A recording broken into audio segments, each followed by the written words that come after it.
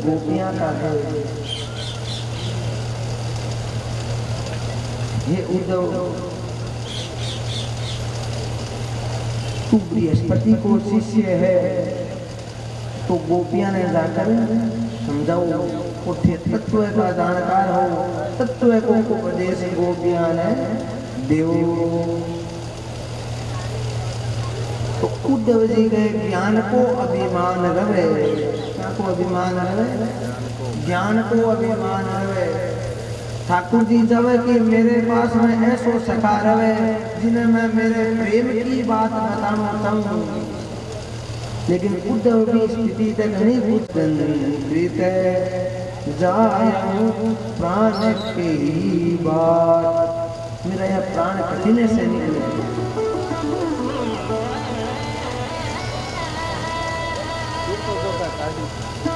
सुर तो चोखा काट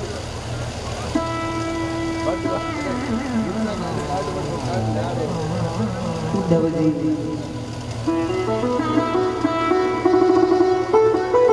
ब्रज के अंदर आवे, वृंदावन के अंदर आवे, आपी स्मरण दिन है कृष्णो मातरम सुहृदम सखी गोपव्रजम चतुर्नाथ गावो वृंदावनम गिरि।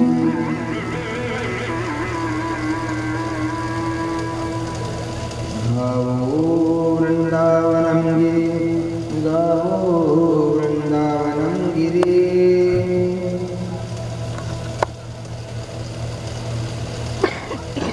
तो उद्धव जी भगवान का वस्त्र धारण किया हुआ, भगवान को रथ लेकर वृंदावन में आवे। यदि भगवान को रथ नहीं हो, भगवान का वस्त्र नहीं होवे, तो उद्धव जी ने वृंदावन के अंदर प्रवेश ही नहीं होने देवे। ठीक लिए ठाकुर जी आपका वस्त्र देवे, ऐसो बतावे कि उद्धव जी ठाकुर जी ध्यान करता स्वयं को कोई वो आकार हो उद्धव जी। तो उद्धव जी जुई वृंदावन के अंदर प्रवेश करे और प्रवेश करता ही नंद बाबा के घर में जावे। तो नंद बाबा के घर में जाता ही माता यशोदा और नंद बाबू देख तो नहीं और जाकर गले के चिप जावे। लेकिन उद्धव जी बोले तो बोलता ही समझ में आवे कि वो मेरो कन्हैया नहीं है।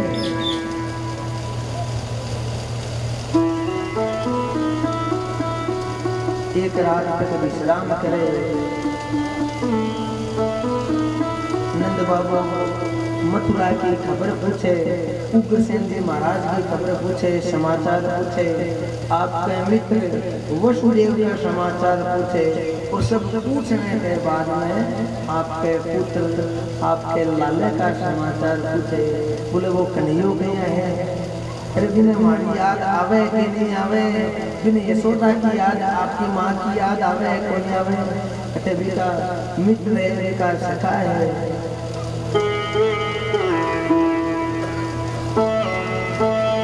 गोपियाँ की बिना याद आवे कि नहीं आवे। आज 14 वर्ष होएगा, माने परशु को नाम लेकर गयो जो आज तक नहीं लौटो है। मेरे लाले के बारे में बता। यहाँ बोलता बोलता नंद बाबा का कंठ अवरुद्ध हो जावे। यशोदा वर्णिमानी उदर सतवानी चे श्रवणी सुनिया साक्षात यशोदा जी मूर्छित अवस्था में नंद बाबा की और ये बात सुनता ही यशोदा जी के स्तना के अंदर से दुग्ध प्रवाहित होने लग जावे। फिर यशोदा जी मूर्छित हो जावे। नंद बाबा कि देख बड़ी माँ की क्या दशा हो रही है, इन्हें कुछ पता है कि नहीं है।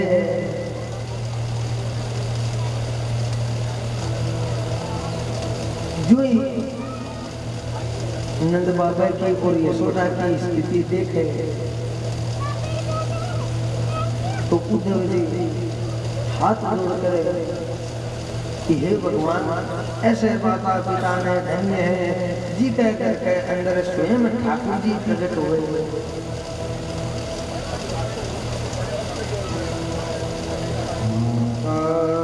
न पिता दस्ये न भया न सुता दये नाम यो भरिष्यामि न दोहे जन्मवचे। तत्व को उपदेश में दिनों प्रारंभ कर देवे। न माता न पिता न बंधु न भ्राता जिन्हें ते पुत्र मान रखो है, ना ही तो भी कोई माता है, ना ही भी को कोई पिता है, ना ही भी को कोई बंधु है, ना ही भी को कोई मित्र है। न माता न पिता न बंधु न भ्राता, वो परम तत्व है। वो लीला दिखाने के लिए आपकी माता पिता बनावे, बल्कि वो विशुद्ध तत्व है। नंद बाबू को देख भया मैं ये बात तो मैं तो कुछ जानू नहीं कि वो परम तत्व है या वो परमात्मा है, मैं नहीं जानू। मैं तो इतना जानू कि वो मारो पुत्र है, मेरो लालू है।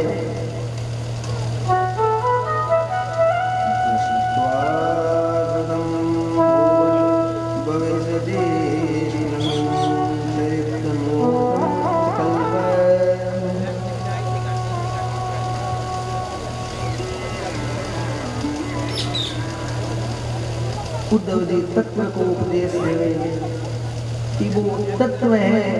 जी मिट्टी है, थाना उदाहरण दियो तो मिट्टी का अनेक बर्तन बने, लेकिन मिट्टी के अंदर जो तत्व है वह मिट्टी है। 20 प्रकार बोले भगवान परम तत्व है, सबके अंदर वो विराजमान है।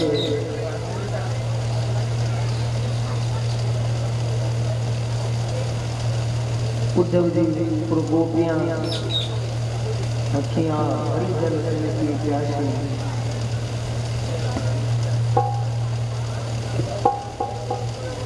अब उद्धव जी गोपियां के पास में गए, गोपियां ने समझाने के लिए भगवान एक पत्र देवे।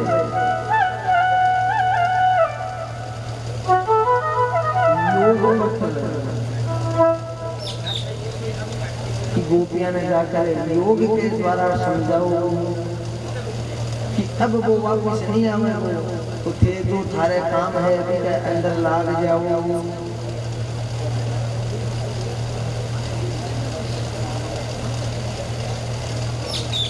उद्धव जी ज्ञान के अभिमान के अंदर और गोपियां ने समझावे कि जिन्हें ते थारो स्वामी समझ रखा हो, जिन्हें ते नंद को लाल समझ रखा हो, वो नंद को लाल नहीं है, वो जगत को पिता है, जगत को पालनहार है।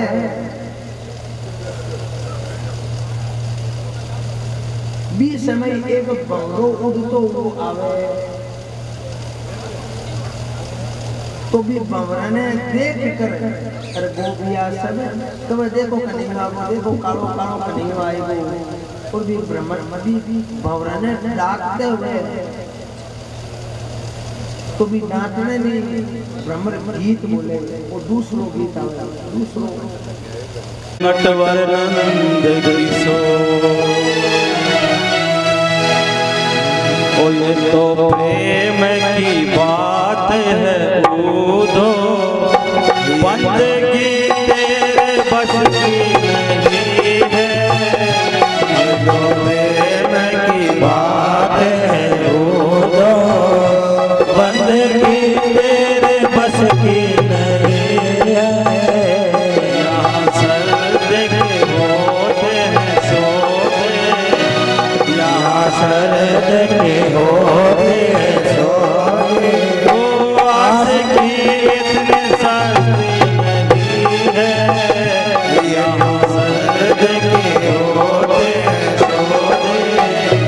आस की इतनी सस्ती नहीं है, तो प्रेम की बात है तो।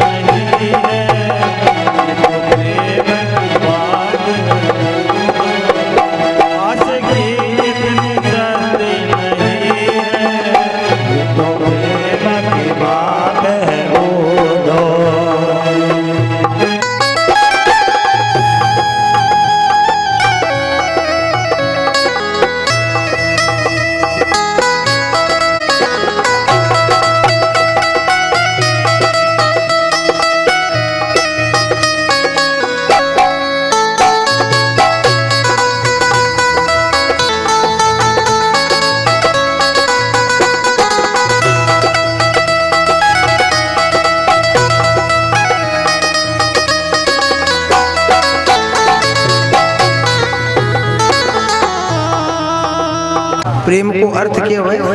त्याग। प्रेम की यदि कोई परिभाषा पूछे,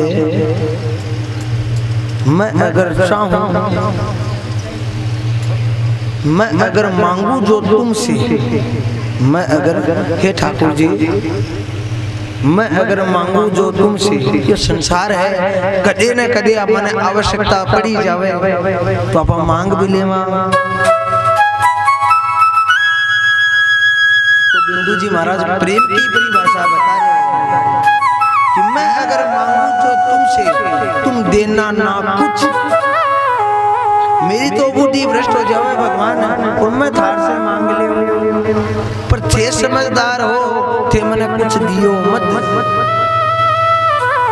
मैं अगर मांगू जो तुमसे, तुम देना ना कुछ, वरना प्रेमी नहीं मजदूर हो जाऊंगा मैं।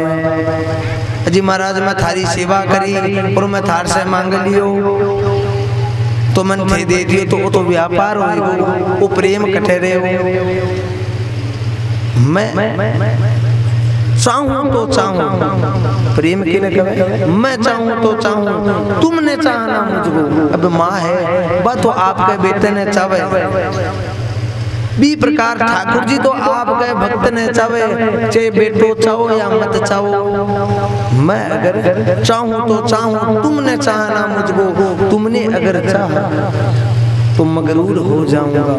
मैं देखूं तो देखूं, भक्त कहे भगवान ने कि मैं तो थाने देख सकूं, मैं अगर देखूं तो देखूं, तुमने मुझको देखना, तुमने अगर देखा तो मशहूर हो जाऊंगा।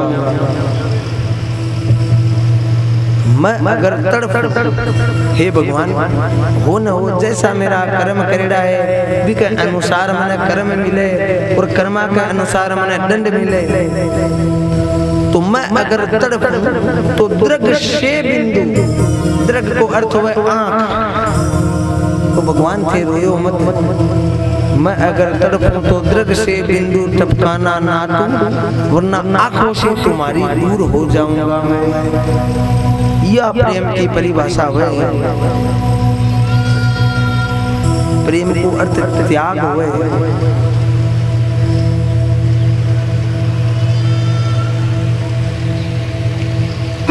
उद्धव जी कहे प्रेम को रोग लाग जावे, और उद्धव जी 6 महीना तक वृंदावन में ही रहे, और गोपिया की चरण रज के अंदर ही उद्धव जी रहे।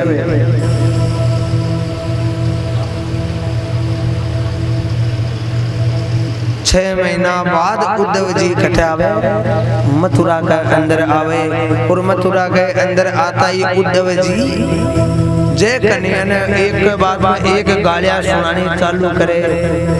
जना ठाकुर जी कहे हाँ अब एक वो रोग लाग गो, एक प्रेम अब लागे, क्योंकि जब तक मैंने वृंदा मेरा ब्रजवासी मने मेरो कान नहीं खींचे, मेरा बाल नहीं खींचे, मैंने 2 गारी नहीं सुनावे, जब तक मैं यह समझू कि वो मेरो पक्को चेलो नहीं है, वो मेरो ब्रजवासी नहीं है। अब उद्धव जी समझ, अब ठाकुर जी समझे कि अब उद्धव जी पक्को ब्रजवासी बन गए।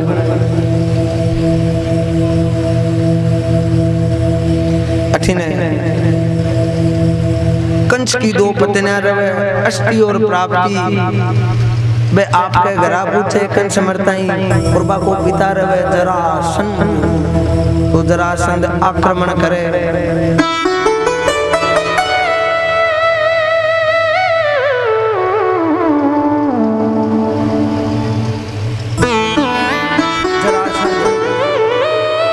पच्चीस 23 अक्षणी सेना लेकर आक्रमण करे।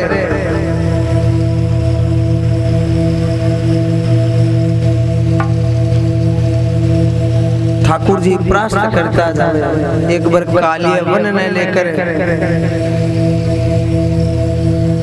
मथुरा को ऊपर प्रवेश करे।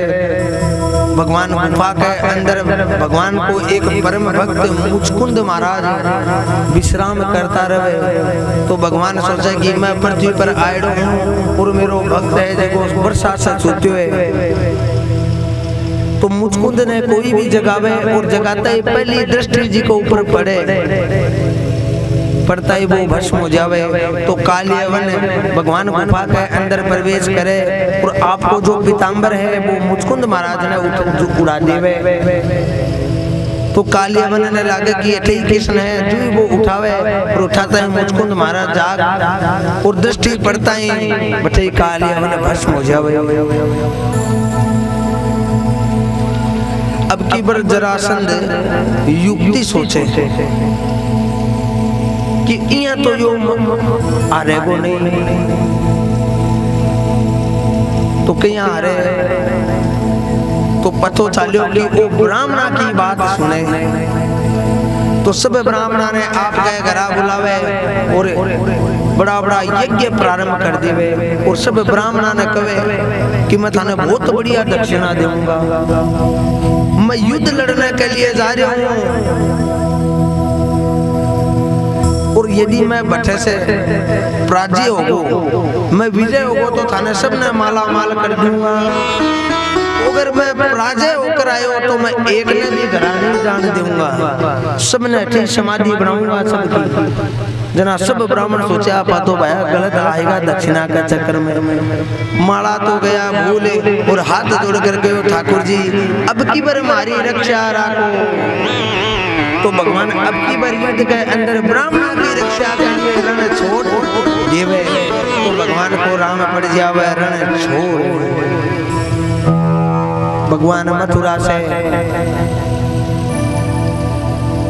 समुद्र के शरण में चला जावे द्वारिका के अंदर और बैठे जाकर द्वारिका पूरी को निर्माण करे। अब भगवान द्वारिका में रहे। भगवान भीष्म सुता रुक्मणी रुचिरान नानन राक्षसी विधानेन उपमेनति श्रुतम्।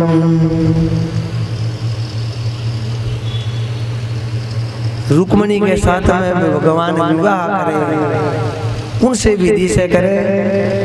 राक्षसी विधानेन उपमेनति श्रुतम्। राक्षस विधान तीन प्रकार से विवाह हुए। एक तो ब्राह्मण विवाह हुए जी के अंदर ब्राह्मण देवता मंत्रा के द्वारा विवाह करवावे। एक गांधार विवाह हुए जी के अंदर कन्या और पुरुष दोनों प्रसन्न हुए और प्रसन्न होकर एक साथ में विवाह कर लेवे। एक राक्षस विवाह हुए, एक पैशाच विवाह हुए। पैशाच विवाह भी के अंदर कन्या की इच्छा हो या नहीं हो जबरदस्ती विवाह करा देवे, बिना पिशाच विवाह बोले। और एक वह राक्षस विवाह। तो भगवान राक्षस विधि से विवाह करे। राक्षस विधि के अंदर कन्या की रजामंदी होवे और भी के माता पिता की रजामंदी हो या नहीं हो। भगवान भीष्म सुता रुक्मणी रुचिराननम राक्षसी विधानेन उपमेतिं श्रुतम्। राजा शीर भीष्म को नाम विदर्भो वदित महान तस्य पंचभवं पुत्रा कन्यका वराननम्। विदर्भ नरेश, विदर्भ नरेश भीष्मक। विदर्भ नरेश का राजा को नाम है भीष्मक। 5 पुत्र है वहां के। रुक्मी, रुक्मी रथ, रुक्मी केसी, रुक्मी बाहु और रुक्मी माली। ये 5 पुत्र है और एक लड़की एक कन्या है, उनका को नाम है रुक्मणी। पुत्री श्याणी हो जावे। अब राजा एक दिन भीष्मक सब ने आपका 5 बेटा ने बिठावे और बिठा कर कहे अब देखो अपनी बेटी श्याणी होगी, अब इको विवाह कर देनो चाहिए।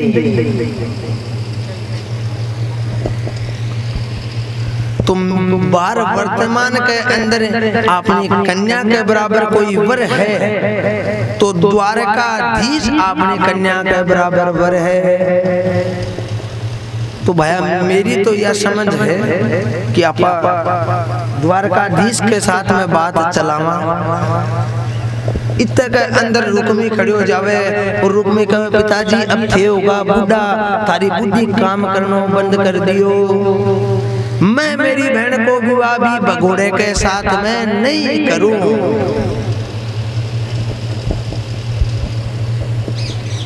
तो भीष्मक सोचे कि अब बेटा बड़ा होगा, बेटा सियाना होगा, समझदार होगा। जब बेटा बड़ा हो जावे आपके पिता आने लग जावे, समझदार हो जावे तो शास्त्रीय बात कहे कि पिता ने शांत हो जाना चाहिए। जी हाँ, अब बेटा करे बिया कर देना चाहिए,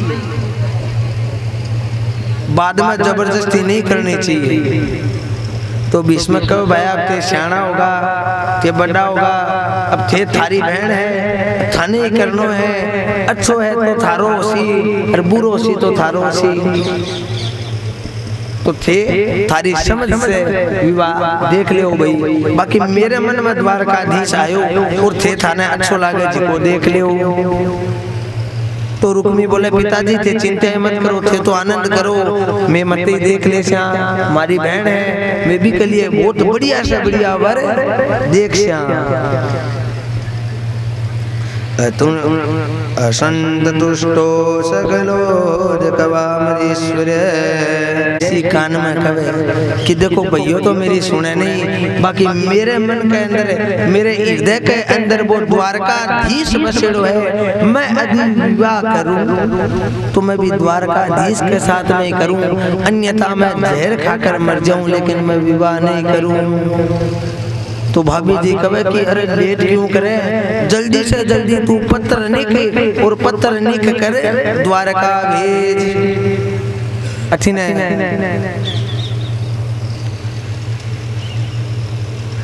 रुक्मणी जी पत्र लिखे, अब पत्र देकर कौन आवे द्वारिका। तो बाका घर के अंदर बाका गुरुजी आवे, बाने कहे कि गुरुजी वो मेरो पत्र है और थे कोई ने पतो नहीं चले और सीधो द्वारका में जानो है। द्वारका में भी कोई नहीं देनो है, सीधो जाकर और द्वारकाधीश नहीं सुनानो, बन नहीं देनो है वो पत्र।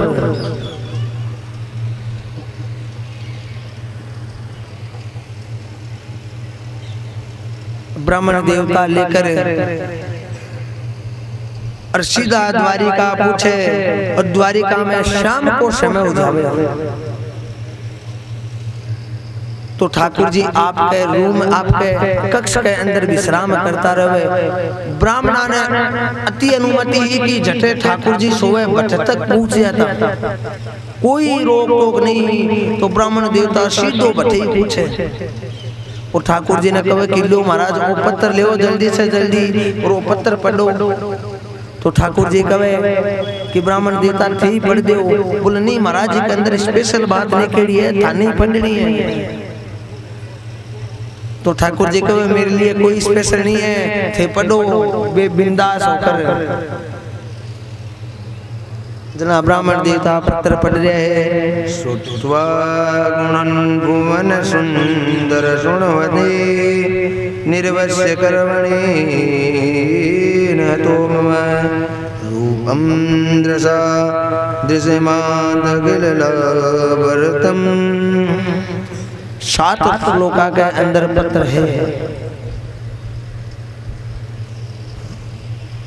हे भुवन सुंदर, थे मेरे हृदय के अंदर बस का हो। मेरी यह इच्छा है कि मैं थारे साथ में प्रण करूं,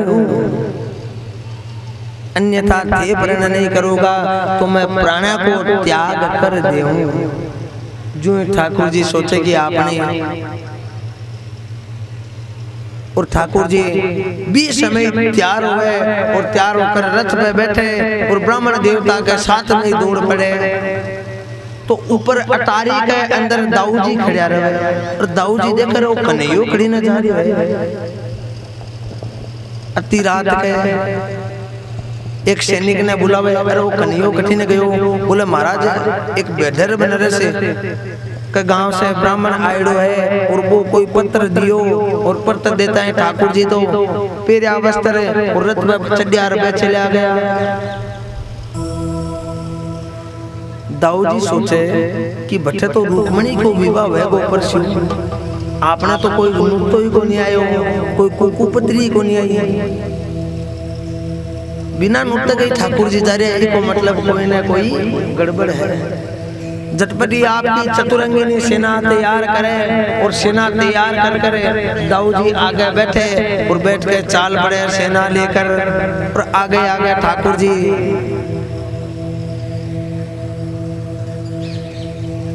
बेधर नगर के बारे एक मंदिर रवे, गिरजा को पार्वती जी को मंदिर रवे और रुक्मणी जी कवे कि माने भट्टे बुला लियो।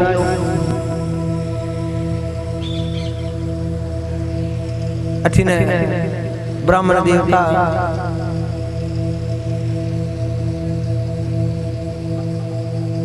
रुक्मणी के भवन में पूछे, अठिने शिशुपाल पूरी आपकी बारात लेकर आ जावे और ब्राह्मण देवता जाकर रुक्मणी ने समझावे तो रुक्मणी कहे महाराज वो पत्र भेजो भी को के जवाब आयो, तो ब्राह्मण देवता के जवाब कोई को नहीं आयो, मैं तो बन नहीं लिए हो थारा स्वामी जी नहीं। तो वह कहते हैं बोले नगर के बारे अरबी मंदिर के बारे खड़े है।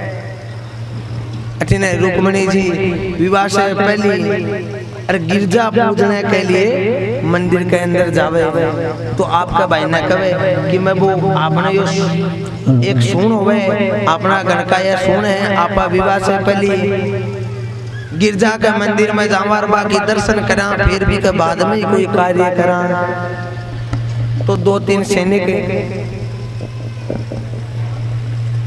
रुक्मी आपकी बहन के साथ में भेज देवे और रुक्मणी जी मंदिर के अंदर जावे और मंदिर के अंदर जाकर और पार्वती जी के सामने प्रार्थना करे, दुर्गा दुर्भाग्यान में दाता नानुभून महेश्वर देवी वा विमुख गौरी रुद्राणी गिरिजा सती।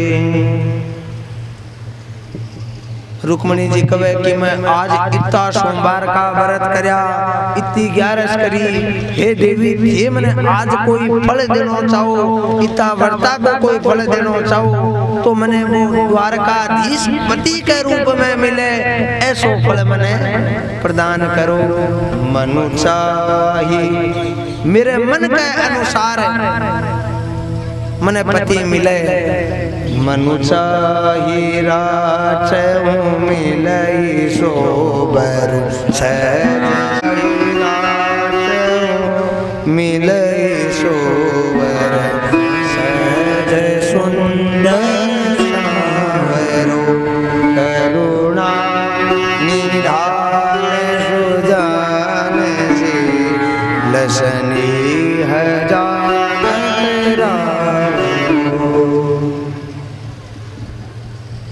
मने वो पति मिले जो सबसे सुंदर हुए।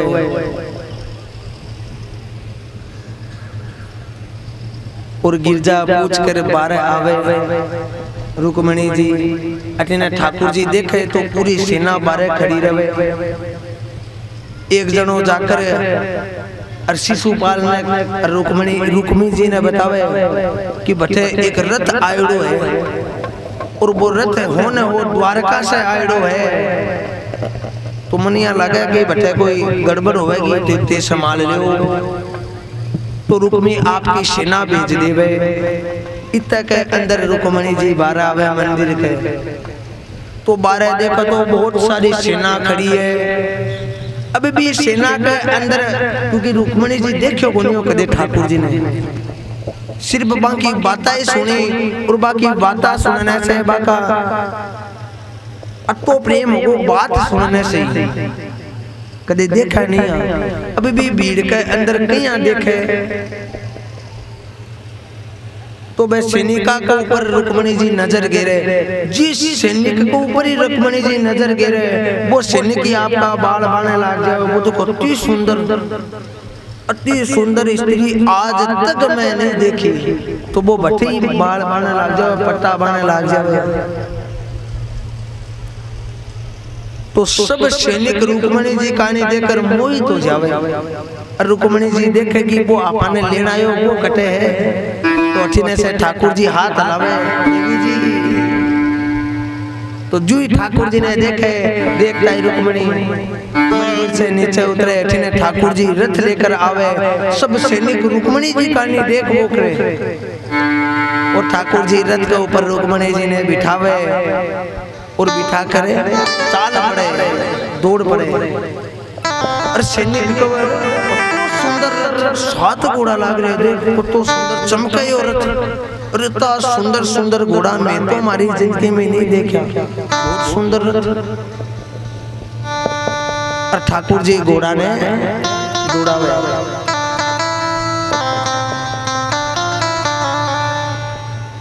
अब वह सैनिक आपस में बात करे कि आप इधर के लिए खड़ा हैं। तो एक सैनिक कह रहा आप रुक्मणी जी की रक्षा के लिए खड़ा रहे, रुक्मणी जी के लिए खड़ा है। फिर करो लेगो रे लेगो रे लेगो रे लेगो, पूरे में रो मच जावे। और लेगो लेगो रुक्मणी जी को लेगो, रुक्मणी ने लेगो। अटिने रुक्मी रथ ने पतो चले कि द्वारकाधीश मेरी बहन ने उठा करे। अब पूरी सेना ठाकुर जी के पीछे, ठाकुर जी आगे आगे। अटिने रुक्मी ठाकुर जी के रथ ने पकड़ लेवे। और रुक्मी कह रहे भगोड़ा रुक। तो ठाकुर जी बड़े रथ रोक देवे।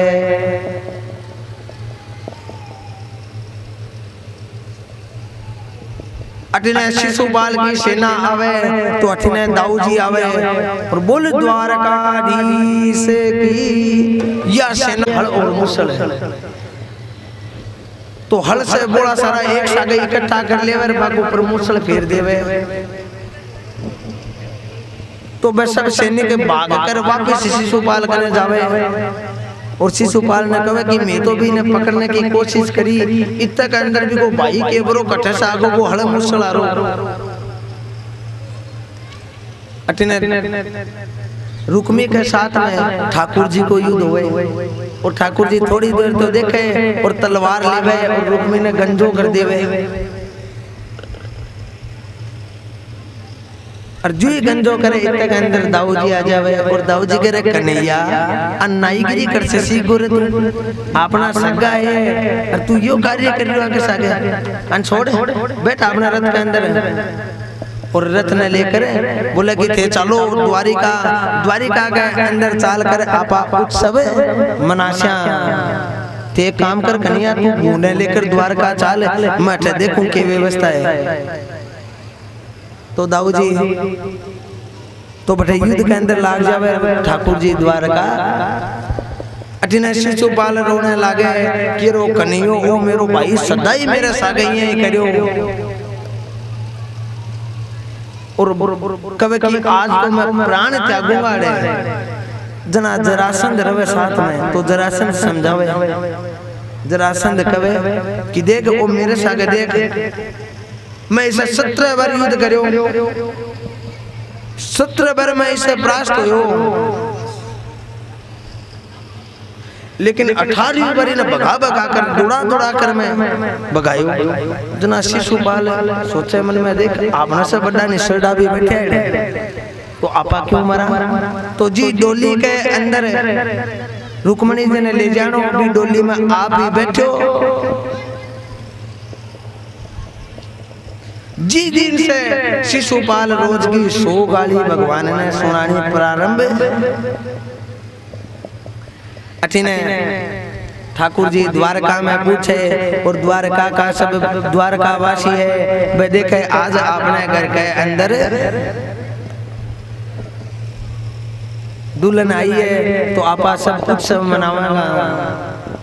अब द्वारका के अंदर उत्सव हो रहे है।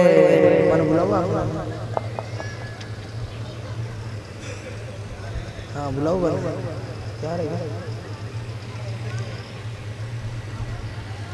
जिका नाचेगा भी आकर वह सब द्वारका वासी है, वह भगवान का नित्य परिकर है।